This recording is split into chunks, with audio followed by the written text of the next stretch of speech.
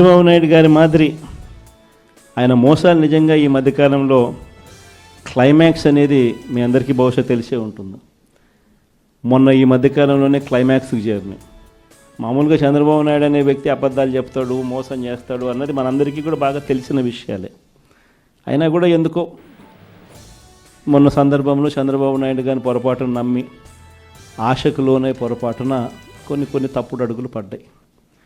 తప్పుడు అడుగులు పడి తెలుసుకున్న తర్వాత కనీసం చంద్రబాబు నాయుడు గారు ఇప్పుడన్నా మారింటాడేమో అని చెప్పి చాలామంది ఎదురు చూశారు.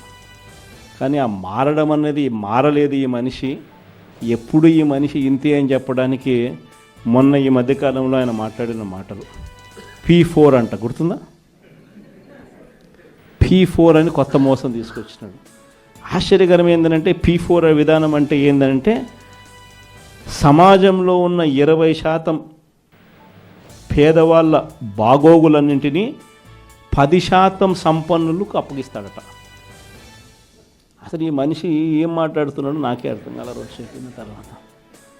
అసలు రాష్ట్రంలో ఎన్ని వైట్ కార్డ్స్ ఉన్నాయో చంద్రబాబుకు తెలుసా అని అడుగుతా ఉన్నా.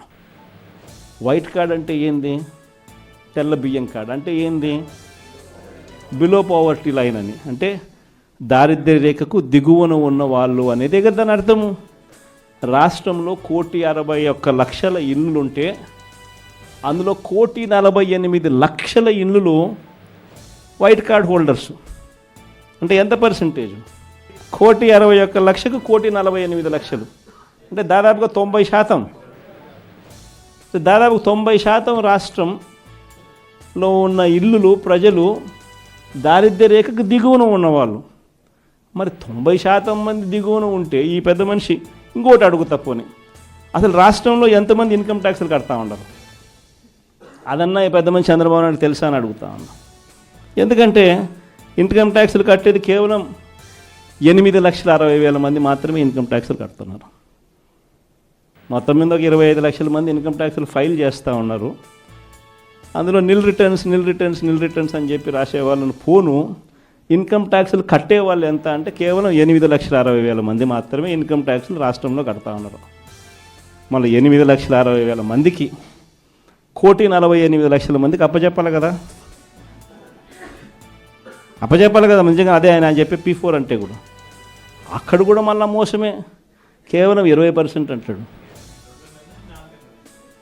ఆడ మోసమే. అసలు వాస్తవం చెప్పాలంటే కనీసం 1000 మంది ముందుకు రారు. కనీసం రాష్ట్రంలో 1000 మంది ముందుకు రారు. ఇది జరగదని చెప్పి అందరికీ తెలుసు. అవాస్తవాలని అందరికీ తెలుసు. ఈయన డ్రామాలు ఆడుతున్నాడని అందరికీ తెలుసు. ప్రజలందరూ నవ్వుకుంటున్నారు. ఈయన మాట్లాడేటప్పుడు ఏకంగా మీటింగ్లో నుంచి మనుషులు కూడా వెళ్ళిపోతూ ఉన్నారు.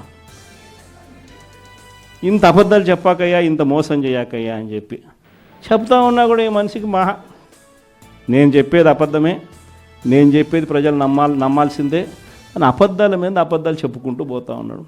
ఎన్ని రేషన్ కార్డులు ఉన్నాయో తెలియదు, వైట్ రేషన్ కార్డుకి అర్థం ఏమిటో తెలియదు, ఎంతమంది రాష్ట్రంలో ఇన్కమ్ ట్యాక్స్లు కడతా ఉన్నారో కూడా తెలీదు అనడం కూడా తప్పు.